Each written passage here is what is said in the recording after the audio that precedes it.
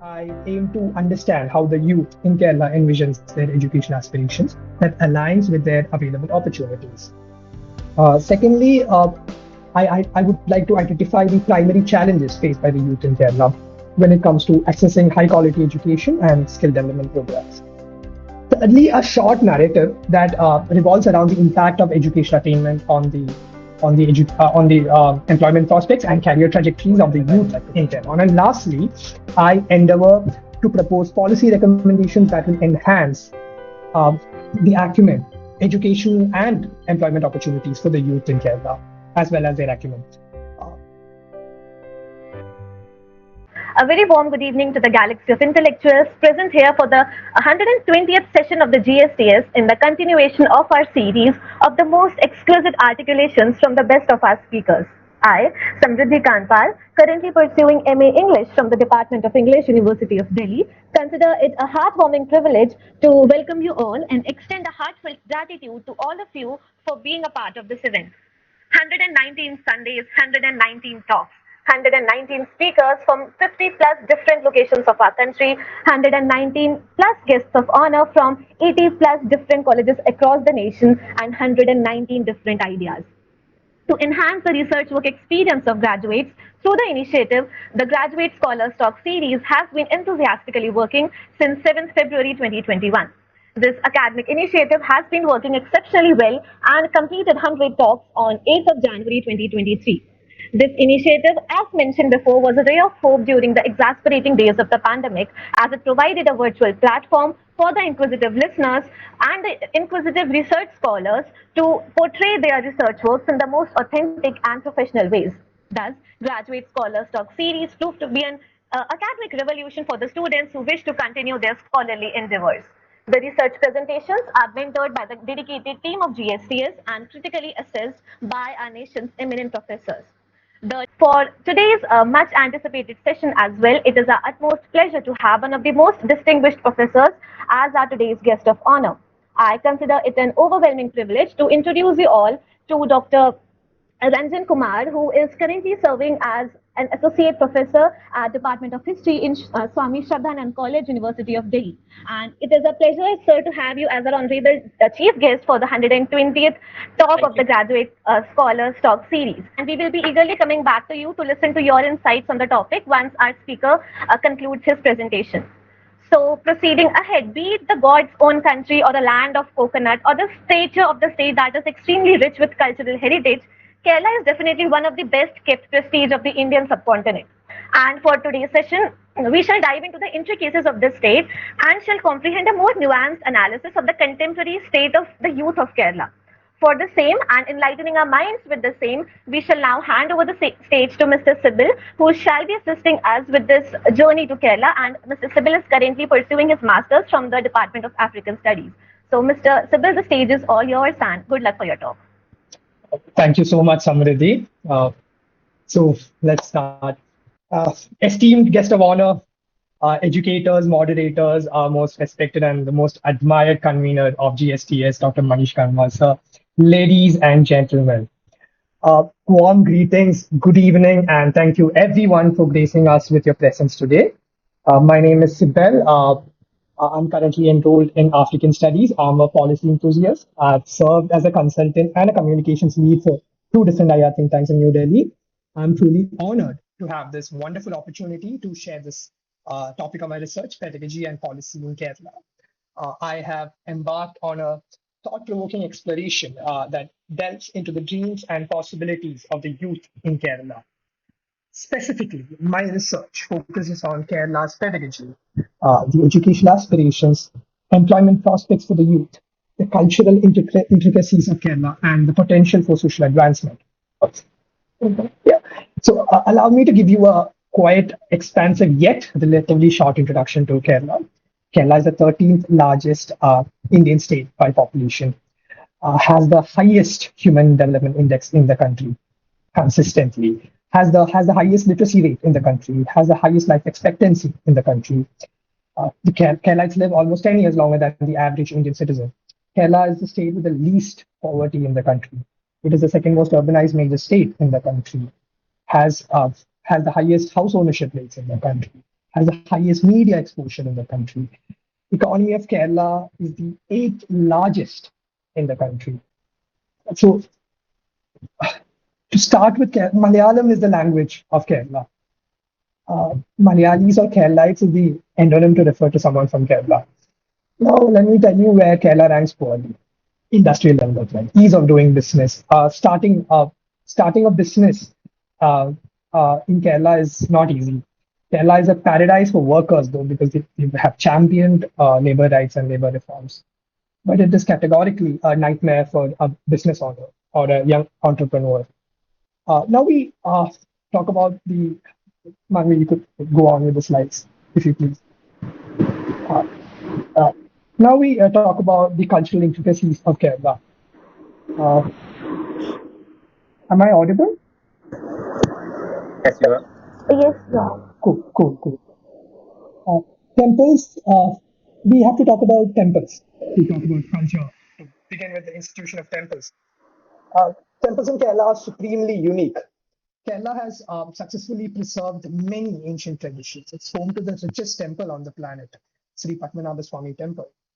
Nevertheless, almost every temple in Kerala gives you a unique sense of serenity and the customs of entering and exiting the temple.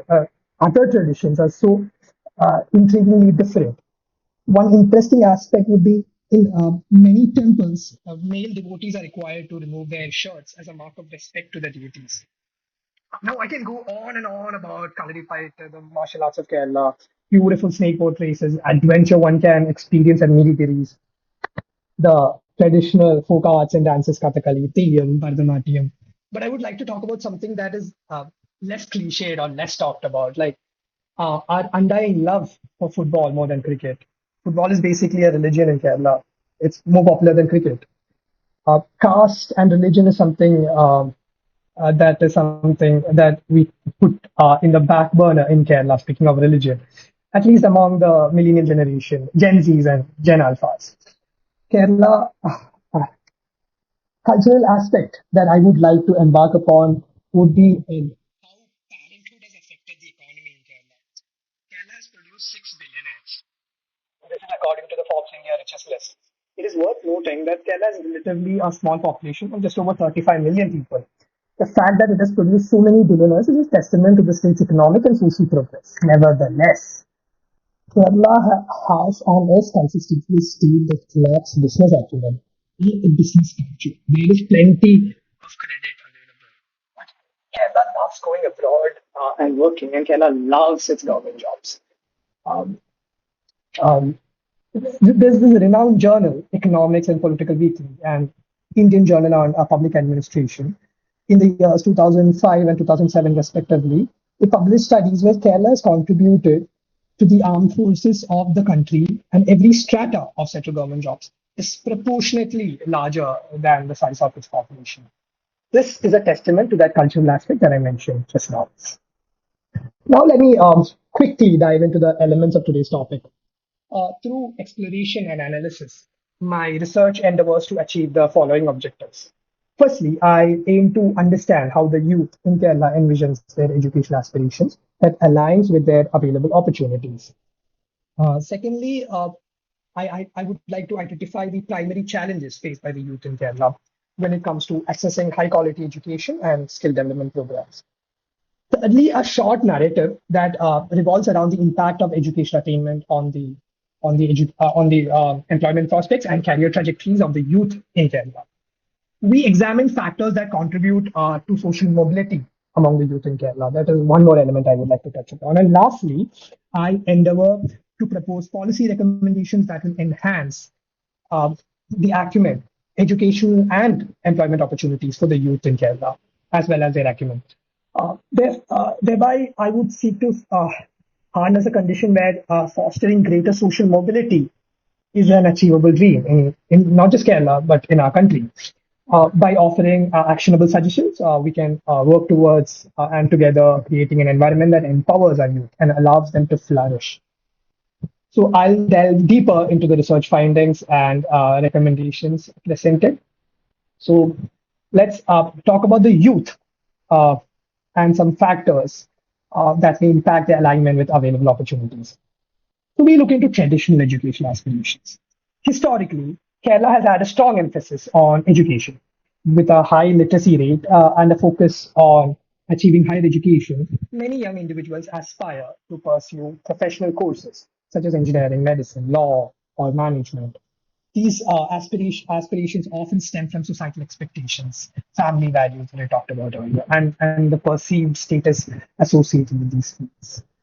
Nevertheless, humanities and liberal arts in Kerala still has a standing, and it is something that is sentimental to the average Kerala mind, which is not a very common aspect in the country. So, moving forward, evolving aspirations is one aspect that I would also like to touch upon. With the changing socioeconomic landscape and the influence of globalization, the aspirations of the youth in Kerala are also evolving. There is a growing interest in emerging fields such as IT, data science, biotechnology, renewable energy, and entrepreneurship. Our young individuals are increasingly seeking opportunities that align with their passion and interests. Beyond traditional career paths of engineering and medicine, these opportunities that align with their passion is what is even economically now feasible. So that is why it is important that we address that aspect. Then we need to be looking into the challenges in aligning these so-called aspirations with the so-called opportunities. Because aspirations and opportunities are a social construct, and we need to think and see and inculcate that into policy in a very nuanced way. So, despite and it changes, it's so dynamic that the policy would change and the social construct would change. Despite the aspirations of the youth, there may be certain challenges in aligning their dreams with the available opportunities. Some are related to limited seats in professional courses like engineering and medicine. The number of available seats may be limited compared to the number of aspiring students, leading to intense competition. Skill gap. There may be a gap between the skills and knowledge demanded by industries and education provided by such institutions that cater to bridge the skill gap. They can hinder the employability of graduates and their ability to realize their aspirations. Then we need to curate our policy in a way where career guidance is a central part of pedagogy. A lack of proper career guidance and counseling resources can hinder students' ability to make informed decisions about their education pathways. This can result in a mismatch between aspirations and opportunities. Then we need to address regional disparities. Availability of education opportunities can vary across regions, with urban areas generally offering more options compared to the rural areas. This can limit the choices available to students based on the geographical locations. Uh, Gender norms. Traditional gender norms and biases can influence educational aspirations and opportunities, with certain fields being more accessible or encouraged for specific genders. Uh, so I was recently asked by a student why I had to bring up gender norms as part of this policy in this heteronormative world, where even in Kerala, a state that champions women's rights, still has a long way to go when it comes to emancipating women's role in education, particularly, but not definitively in the STEM fields, also in sectors of vocational and higher education. The all rates of female students are still significant due to marriages and also due to immigration. Speaking of which, the average age of marriage for women in Kerala is around 27 years, according to National Family Health Survey 2015. High, but not high enough to beat the M curve of female productivity. So it is an imperative that we need to inculcate a policy that is curated to address concerns such as these. Uh, Now we come on to the crux of the session. I have I've divided the session into two very solid policy paradigms.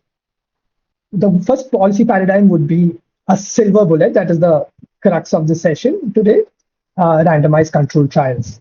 And the second aspect, the second solid paradigm would be 20 policy recommendations that I've proposed, which is at the end of the presentation. So before I begin, let me give you in the simplest, in the crudest way in which I can explain. I hope you guys have been. So this is so I'm going to talk about RCT a lot. So to keep the attention span intact, I am going to just simply like give you an anecdote in a very simple but realistic example. This is a thought experiment, but this is grounded in reality, not an experiment. Imagine there is a school in the district of Nu, Haryana. Uh, that school wants to uh, find the best way to spend its money on education. We're talking about RCT here, ladies and gentlemen. It is a concept that has only been used in scientific endeavors and rarely been used in social sciences. Um, so back to the school paradigm. We want to make sure that the funds of the schools funds that the government is intended to spend are used in the most effective way to improve students' learning and performance. To figure this out, they will decide to conduct a randomized controlled trial. So in this trial, they randomly select different schools within the district to receive different funding approaches. Some schools might receive more money for hiring additional teachers or improving classroom resources, while others might receive funding for extracurricular activities or after school programs. They carefully divide the schools into different groups to make sure it's a fair and unbiased process. Once the funding approaches are assigned, they closely monitor and collect data on the students' performance in each group. They might look at things like test scores, attendance, and graduation rates. By comparing the outcome of the different groups, they can see which funding approach had the most positive impact on the students' education. This is the simplest way I can put it. A school, we use our random variables to assign many schools in that district. Why, if you ask, why RCT? Because we spend so much money on education, yet we perform poorly in every parameter, in every ranking system. We spend so much that it is more than the GDP of small countries at the UN on education. So RCT is that gold and silver bullet that might just be what our policymakers need, because every educational policy that has the economy of scale of 3,000 crores or 15,000 crores, or every reform that involves a financial funding, be it 10 crores or 1,000 crores, it is decided not by a group of people inside a chamber. RCTs are rarely been employed when it comes to determining where the money should go to or how much that money would trickle down, projecting that data, augmenting that data. So, the purpose of this trial is to provide scientific evidence on how to best use our public education funds. So it will help policymakers, educators, and the community make informed decisions based on real data and results. We do not do that. Most of the funding that comes from the state treasury is allocated, mobilized based on arbitrary decisions. Where yes, if a district needs it, it is allocated just on that basis. The findings from the trial can guide future budget allocations and resource distributions, aiming to improve education outcomes for all students. So RCTs are like science experiments. It comes from science experiments, but instead of testing chemicals or animals, they test different approaches to see which one works best when it comes to education. So I stole this idea from the Nobel laureate Abhijit Banerjee, who has effectively used RCTs in the global south to effectively allocate resources that are intended for poverty alleviation programs. So it would be a boon if our state ministries, our parliamentarians, our legislators, our policymakers can inculcate RCT in every aspect of decision making that involves allocation of education funds in every part of our country. So by using randomized assignments and collecting data, RCTs provide reliable evidence on what actually makes a difference in education. This helps ensure that public funds are used wisely to provide the best education possible for students like you and me, and even for teachers. This is an intended policy. Like I said, the methodology was developed by Nobel laureate Abhijit Banerjee in order to enhance the efficiency of public spending on education. So, so we what do? We ensure targeted and effective allocation of resources in the education sector. So this will help improve learning outcomes and equitable access to quality education. So we now need to talk about policy objectives of RCT. Uh, we need to incorporate evidence-based decision making, promote the use of RCT to generate rigorous evidence on the impact and effectiveness of education interventions, programs, and policies. Resource allocation. We need to ensure that public spending on education is directed towards initiatives that have proven to be effective and have a positive impact on learning outcomes. Um, then we need to focus on equity and inclusion. We need to address educational disparities by identifying and implementing interventions that effectively target marginalized and disadvantaged groups. This is how we ensure equitable access to quality education for all. So then we also need to foster a culture of learning and adaptation within the education system by encouraging iterative policy developments based on RCT findings and feedback loops. So if we ask any policymaker, be it in Uttar Pradesh or be it an intern in Kerala working for a minister, what should be the guidelines? Like why? How do we initiate it? Like how do we bring it in? How do we set it into motion if we are given the go ahead by tomorrow? Uh, Niti Aayog has not proposed it, but Niti Aayog has been considering it. It is just that employing RCT negates the utility of many arbitrary decisions. The value that the stakeholders of every strata of polity has declines because RCT would give you a yes or no answer for every decision. Hence, it is one of the most unattractive policy recommendations. At the same time, it is also considered a silver bullet by major social scientists across the world. So, so the guidelines should foster collaborations between education institutions, researchers, and policymakers to facilitate the design and implementation of RCTs in education sector. Encourage the establishment of research consortiums or partnerships to provide knowledge sharing and capacity building. We need to conduct pilot projects, pilot RCTs to test and evaluate the impact of innovative education interventions. We need to do it in rural Kasargod or Purvanchal and Rajasthan. We need to do it in Bihar. The the pilot RCTs should also inculcate new teaching methods, technology integrations. We can use it for targeted support programs for specific student groups. We could also initiate scaling up for initiate programs where scaling up successful interventions by identifying successful interventions. What are these interventions? It could be the new education reforms. We can even use RCT to know whether the, the, the how much a cost benefit analysis can be run where the new new education policy has introduced a mechanism of provision where students have to carry less books in their bags. We could quantify how much utility that decision has created in helping students, learn vis-a-vis in relation to how much like they have lost if they have lost any of epistemology or carrying less resources and which has it ever negatively benefited or negatively affected the student. So RCT is helpful in every aspect. We also would have RCT employed in the inclusion of diverse contexts like more inclusion of students, minorities, disadvantaged groups, girl child. That is also one more place where we can implement it. Then we implement a robust monitoring and evaluation frameworks to track the progress and impact of education interventions based on RCT findings. Regularly review and assess the results to inform evidence-based decision making.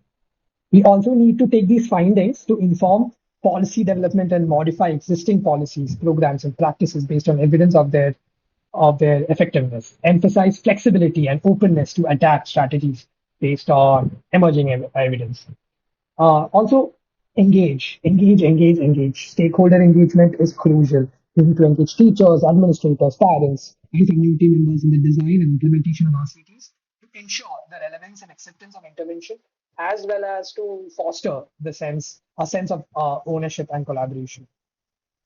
So, uh, so by incorporating these trials into public spending decisions in education, we aim to enhance the efficiency and effectiveness.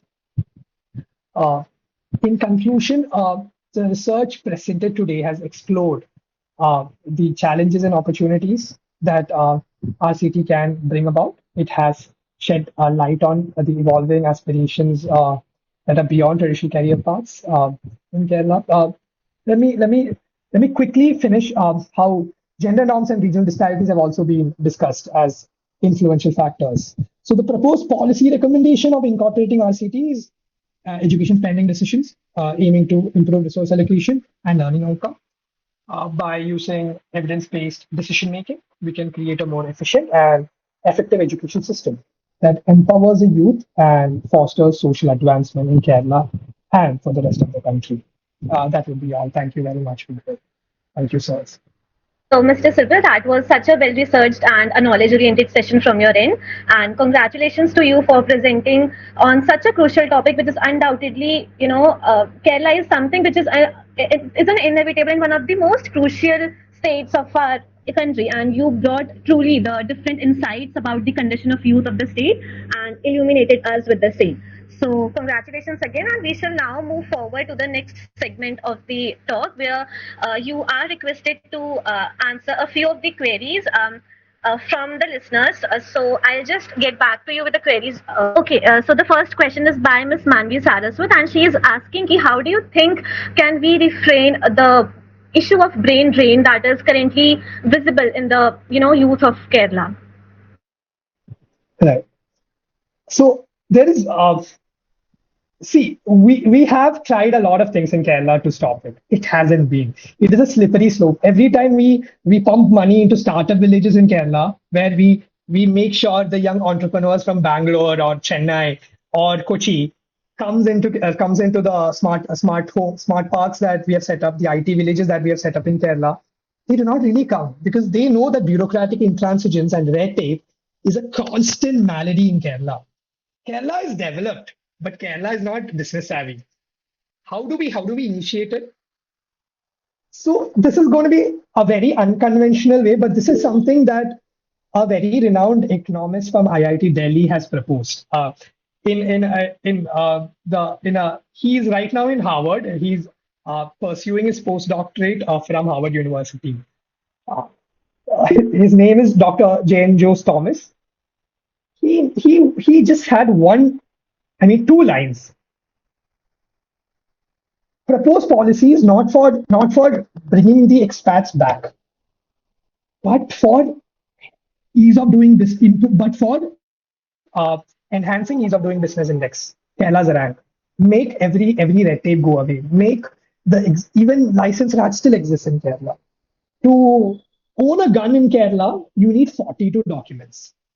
But uh, to own uh, a restaurant or to run and operate a restaurant, you need over 150 documents. That is Kerala for you, essentially. So, stopping brain drain, you need to let the businessmen do the job. The reason why businessmen are not able to do the job is not the obvious reason, which everyone thinks it's corruption. Corruption exists in Kerala, but it is marginally low compared to most states. What really plagues Kerala is its excessive focus on labor reforms and labor practices. A worker in Kerala is twice more empowered than a worker in Tamil Nadu. But an entrepreneur in Tamil Nadu is so much more at ease, has more credit, has more disposable income, has a higher purchasing power, is quicker, faster, efficient, and even more resilient. Even if a Tamil businessman faces a challenge or undergoes a problem, they do not just go out of loss. I mean, they just do not go out of business. They improvise, they revamp, and they restructure, and they resettle their debts, and they come back alive. But in Kerala, it's even in the pop culture in Kerala. There are movies made on that, on people who have dedicated their lives to build a small business, yet hasn't been able to. There's this famous Malayalam movie by Mohanlal where this is a this movie was released in the 80s and it still is relevant. where he starts a biscuit in his mother's name called Dakshini Biscuits. He goes door to door. He goes to every bureaucratic leader. He goes to industry experts. He goes to every government official who held power in Kerala at that time. He goes to ministers. Nothing happens. And in the end, the guy, locks everyone up in his own factory and tries to, burn them alive. So that is also a pop culture meme also in Kerala. So ease of doing business is the only way where we can solve brain drain, not by pumping more money into education sectors, creating a Harvard in Kerala. Those are the policy proposals right now. We need more medical colleges, we need more IITs, we need more IIMs.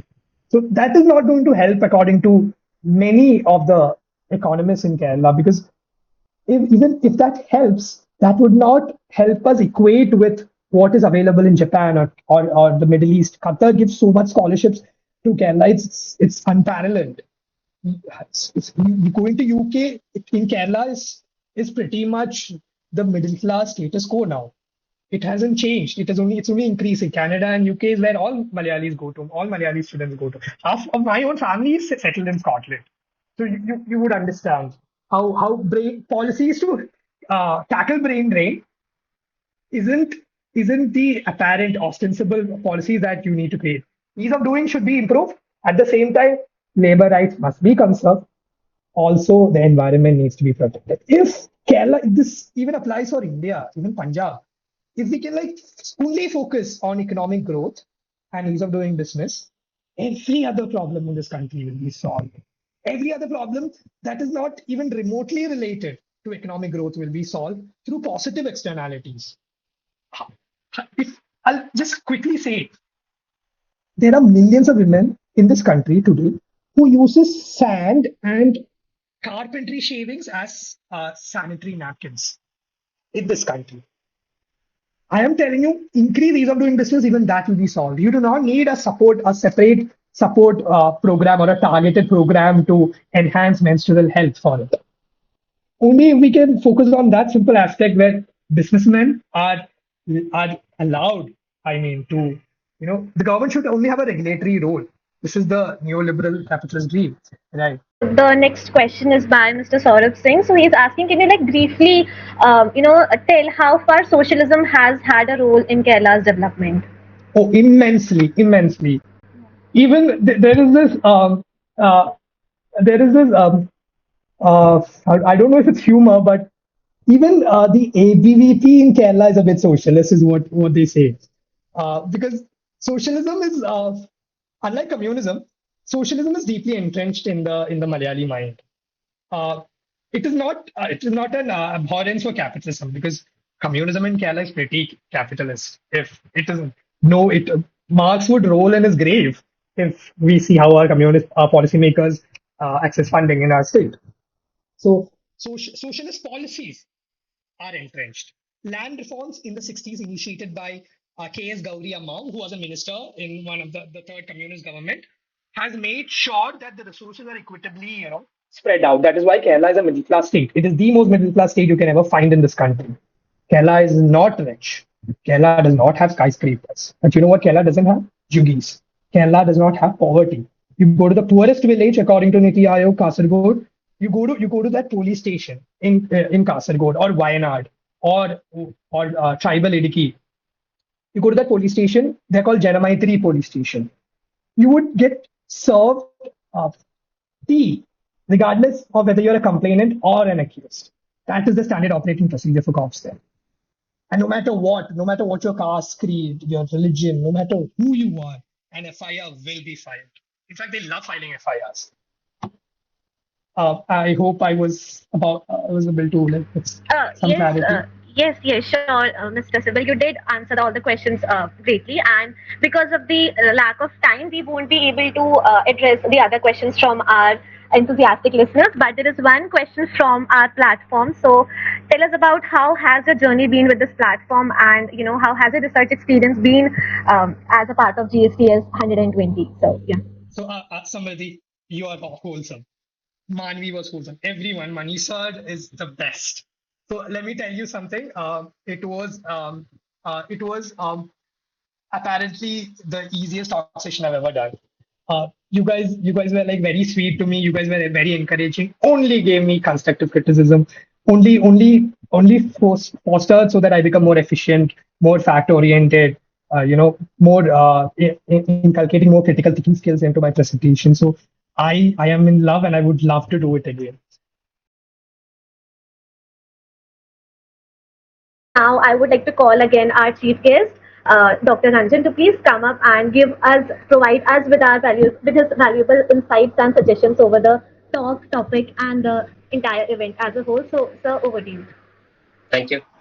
Thank you, dear. Sybil, thanks a lot for the wonderful talk. Paper is really good. The best part was the question answer session. You handled it so well. Uh, Best part of the paper is that you started with different perspectives and then you talked about the remedies for it.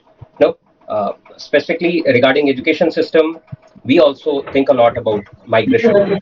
When we talk about diaspora, we think a lot. Uh, One very good perspective will be if you try to read out the, I mean, total population which is basically migrating.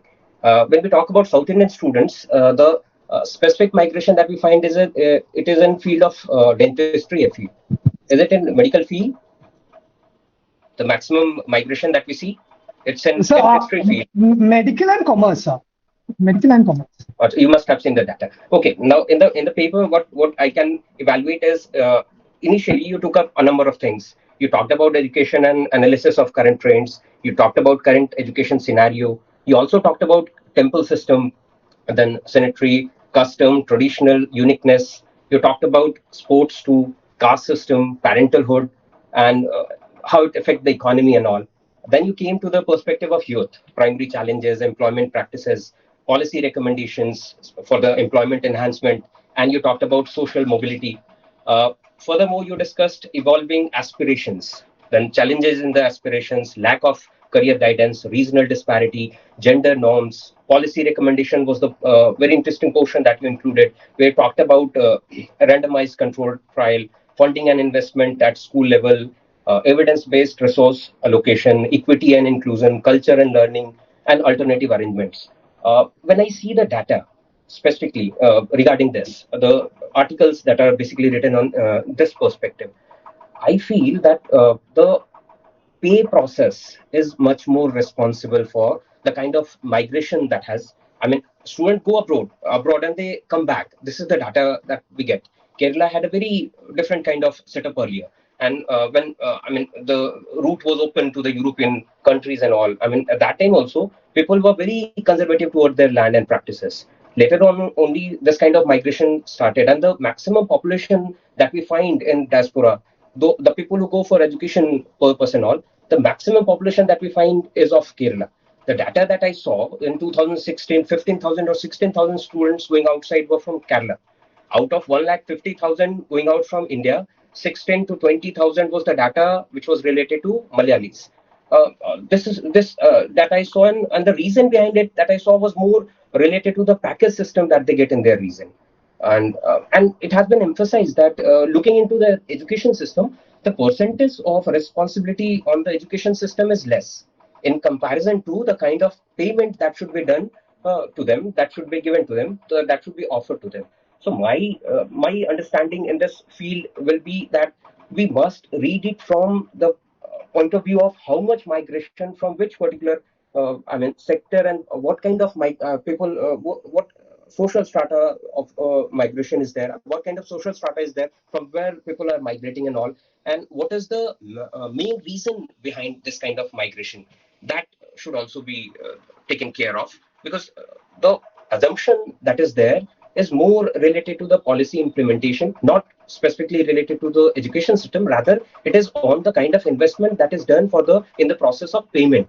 So I feel that employment should be more emphasized in this particular question. The employment and the pattern of salary, or the pattern of paying it back to those who are getting things from abroad and coming and settling in their region.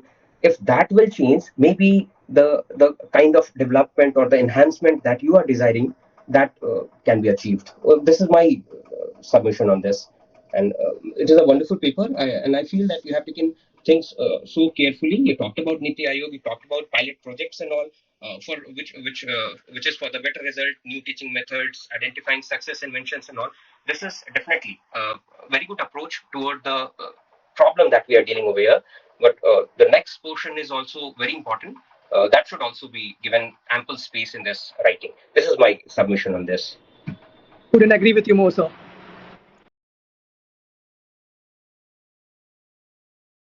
Right now, I'm very happy. And why I'm happy? It's not only uh, due to the successful completion of 120th episode of this talk series, but the teachers who continuing coming to this program. But the one another thing, Samriddhi, here I'm not playing any state politics. Samriddhi from Uttarakhand, Dr. Ranjan from Bihar and Jharkhand, Vaibhavi from Assam, Sajan Sybell from Kerala, and Rathore are from UP. So this is the essence of this platform. So I really am very happy throughout the session. I'm smiling. Thank you everyone, my college students, my department students, my colleagues, and really it's a fantastic. I'm really enjoying, and you can solve each and every problem. You can means youth. So minus me. Okay. Thank you. Have a nice day. Thank आँख में पानी रखो, होठों पे चिनगारी रखो, जिंदा रहना है तो तरकीबें बहुत सारी रखो, राह के पत्थर से बढ़कर कुछ नहीं है मंजिलें, रास्ते आवाज देते हैं, सफ़र जारी रखो। एक ही नदी के हैं ये दो किनारे दोस्तों, दोस्ताना जिंदगी से मौत से यारी रखो। आते जाते पल ये कहते हैं हमारे कान में, कूच का ऐलान होने को है, तैयारी जारी रखो। ये ज़रूरी है कि आँखों का भरम कायम रहे, नींद रखो या ना रखो, ख्वाब जारी रखो।